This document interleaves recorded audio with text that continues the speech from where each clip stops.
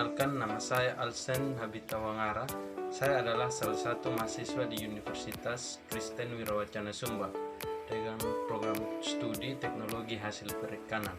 Pada kesempatan kali ini saya akan menjelaskan tentang industri pembekuan kerang-kerangan. Kerang merupakan sumber protein hewani yang lengkap, mengandung semua jenis asam amino esensial yang dibutuhkan tubuh. Asam amino esensial adalah asam amino yang tidak dapat dibuat dalam tubuh, sehingga mutlak harus berasal dari makanan. Yang termasuk dalam kelompok asam amino esensial adalah isoleucin, leucin, lisin, methionine, phenylalanine, threonine, tryptophan, dan valin. Hal terpenting yang berkaitan dengan protein adalah kemampuannya untuk dapat dicerna dan diserap tubuh setelah dikonsumsi. Pembekuan kerang mentah adalah metode umum untuk melestarikan kerang lejar ini. Pembekuan kerang yang dimasak tidak sehat atau berbahaya, tapi kerang yang dimasak dengan beku membuat dagingnya lebih kencang dan lebih kenyal daripada kerabatnya yang baru dimasak. Pembekuan daging kerang hingga hari ke-6 masih menghasilkan tekstur kerang dengan baik. Pada daging kerang segar maupun daging kerang rebus, pembekuan dalam wadah. Sebelum membeku, tiriskan daging kerang yang dimasak dengan cairan ekstrak, mentega atau rendaman di dalam panci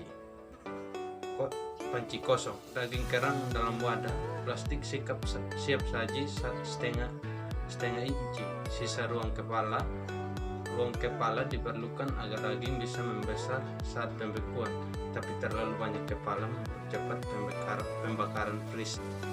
Pembekuan dalam tas. Setelah menguras kelembaban yang berlebihan, tuangkan daging kerang yang dimasak di dalam kantong plastik freezer dan dengan segel sip yang kokoh. Pilih tas besar dengan beberapa inci ruang kepala antara daging kerang dan segel sip. Cara menyimpan daging, seafood dan ikan di dalam kulkas dan freezer sehingga daging yang kita simpan tidak cepat busuk dan terhindar dari bakteri. Yang pertama, seafood seperti udang, cumi, kerang, dan lain-lain sebaiknya langsung dimasak.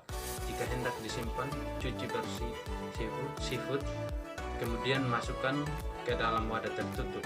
Jangan biarkan menyimpan seafood dalam wadah terbuka karena akan mengubah warna, tekstur, dan rasa seafood tersebut. Seafood memiliki daya tahan 1-2 hari di dalam kulkas, tetapi jika di dalam freezer bisa bertahan 3-6 bulan. Yang pertama, penyimpanan pada suhu dingin. Penyimpanan ini dilakukan dalam refrigerator jika saat Anda membeli seafood segar dan dalam kondisi dingin atau bukan beku, maka seafood dapat Anda disimpan di refrigerator. Lama penyimpanan di dalam refrigerator yaitu 1-2 hari saja dengan suhu yang tidak lebih dari 5 derajat Celcius. Untuk menjaga suhu seafood tetap stabil, jangan pernah isi refrigerator hingga penuh. Simpan seafood di dalam wadah atau kemasan makanan yang bersih, tidak bocor, dan tertutup rapat. Jangan pernah menyimpan makanan di dalam wadah terbuka karena akan mengakibatkan terjadinya kontaminasi dengan makanan yang lain. Yang kedua, penyimpanan pada suhu beku. Penyimpanan ini dilakukan di dalam freezer.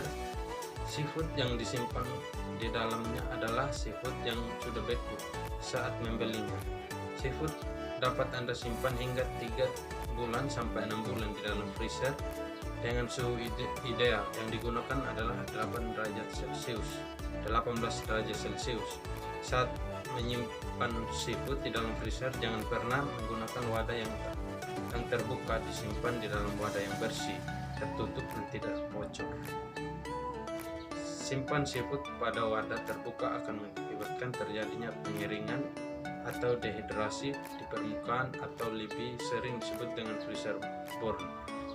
Seafood yang mengalami freezer burn akan mengalami perubahan warna pada permukaannya, penyimpanan cita rasa, serta perubahan tekstur menjadi kering. Sekian dari penjelasan saya tentang industri pembekuan kerang-kerangan. Semoga bermanfaat. Sekian dan terima kasih.